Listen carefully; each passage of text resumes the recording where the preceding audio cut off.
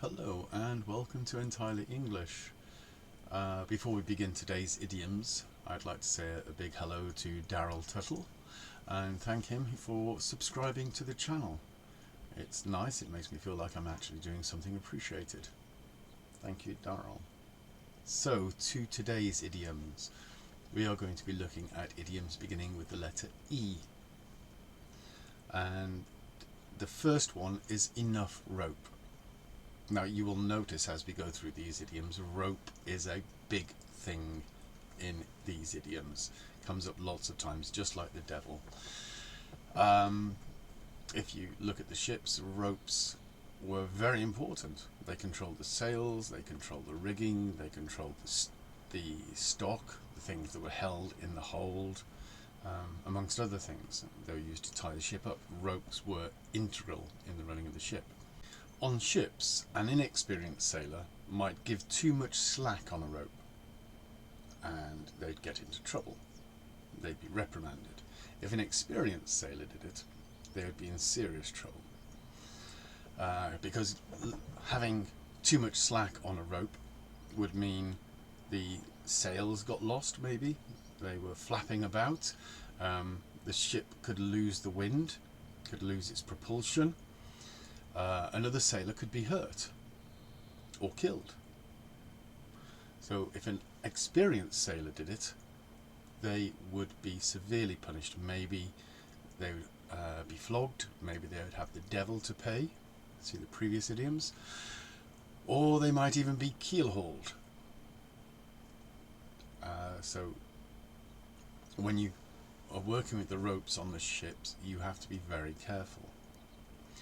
If somebody gave too much slack on a rope, they might be hanged, and there we get the full idiom. He was given enough rope to hang himself. So we use this nowadays to say somebody was given a lot of freedom in their duties, probably for the purpose of them messing up.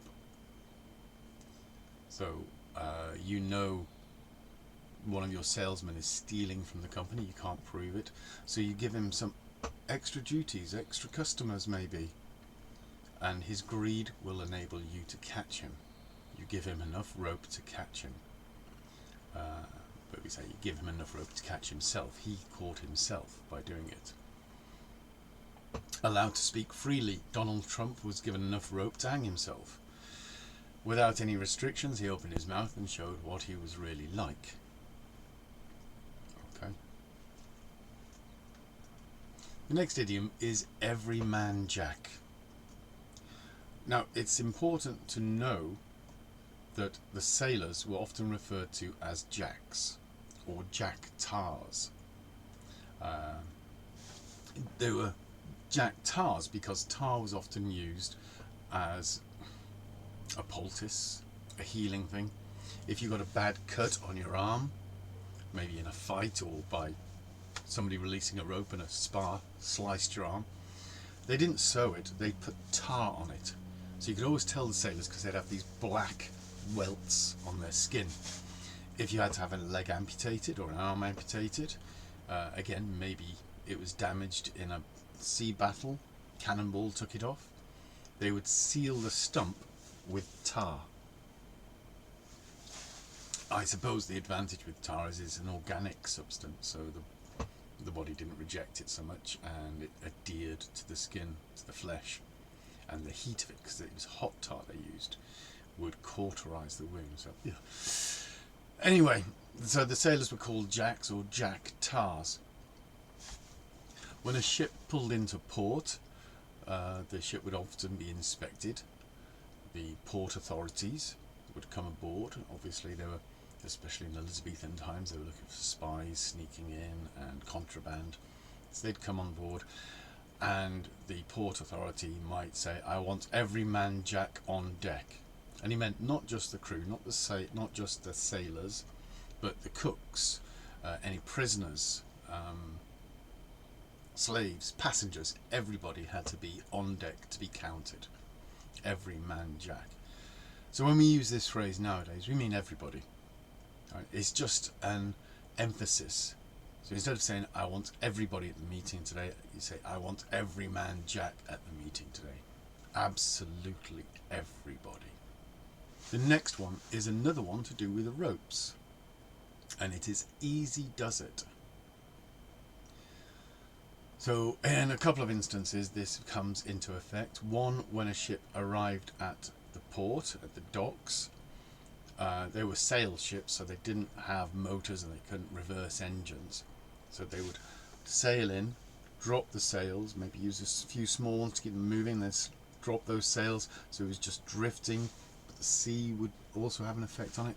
So they'd get as close as they could to the dock, and then the sailors would swing off and ropes would be thrown to them from the ship, and they'd pull them around these huge things on the dock, using them like a pulley to pull the ship as close as possible to the dock.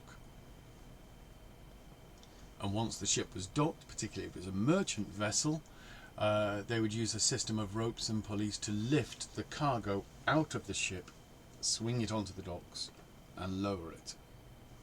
So rope, pulley to a net where they put all the boxes of tea or whatever, lift it up and then swing it out. Now the container, the basket, the net of all these boxes would be going through a hatch in the ship. So it's coming through and you don't want it banging. So in both cases, when they're pulling the ship into the port and when they're lifting the cargo out or even lowering it in, there would be somebody like the bosun shouting, easy does it. Right, be careful. Right. So let's look at the word ease. To ease something, this is a verb. And to ease something means to do it slowly, carefully, gradually. So when they pull the ropes, they say easy does it. So they're not, they are pulling it slowly, while people on the ship around the hole with sticks were pushing it, trying to stop it banging into the sides, and then they swing it around and lower it. Again, easy does it. They don't want it to drop and all those crates and the tea to fall in the river or the sea. They'd lower it gently to the ground. Easy does it, easy does it. Slow down, careful, careful now. Same with pulling the ship into the dock, although the ship was massive and heavy and you're fighting the tide, but you still want everybody to be pulling slowly, carefully, bringing that ship to the dock. Easy does it. So we use this phrase now just to mean do something carefully. Yeah? Slow down. You're playing that game Operation and you have the tweezers and you're taking the bones out of the little body and you don't want to get the tweezers against the metal contact and set off the alarm. So easy does it, very carefully. Okay, the next one is edging forwards. Now this one is, I think, fairly obvious for English speakers. It means to move forward with caution, very slowly. Ships in the 1500s would advance with caution by repeatedly tacking from one side to the other. That means moving the sail this side and then this side of the ship to catch the wind in little steps. So they move forward very slowly.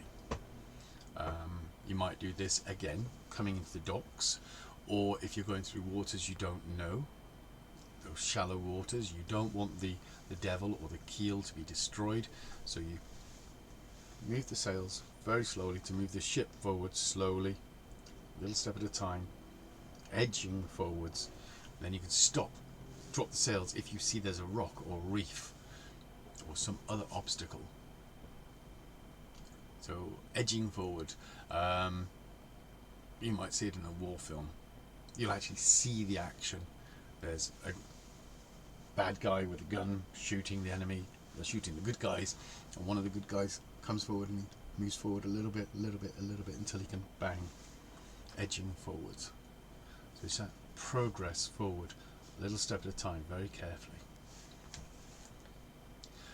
The last one we're going to do for today is even keel. Now you know the keel, we've mentioned it before. It is If you look at the cross section of the ship, it's that board at the bottom between the devils that runs from the front to the back. It's like a fin. The idea of it, the ship body is like, well, you see the picture, is to give the ship some stability. If it was just round, and then the ship would rock more, but with that at the bottom, it gives it some stability. And when the captain says to his first mate, forwards on an even keel, he means keep the ship steady, don't let it rock, keep it going steady. When we talk about an even keel, it means again stability, balance, smooth operation. It describes a situation where something, a person, organisation or system is functioning consistently and steadily. So we say the market share for this company is on an even keel. It's not fluctuating, it's not going up and down, it's a steady movement, steady rise. You want something to be on an even keel, you don't want those big fluctuations. Okay, so well, that's it for today. Do remember to like and subscribe, and do go back and look at the other idioms if some of these things were unfamiliar to you, like keel and devil. You'll find those in the earlier files. So thank you for watching, and hope to see you again soon. Bye bye.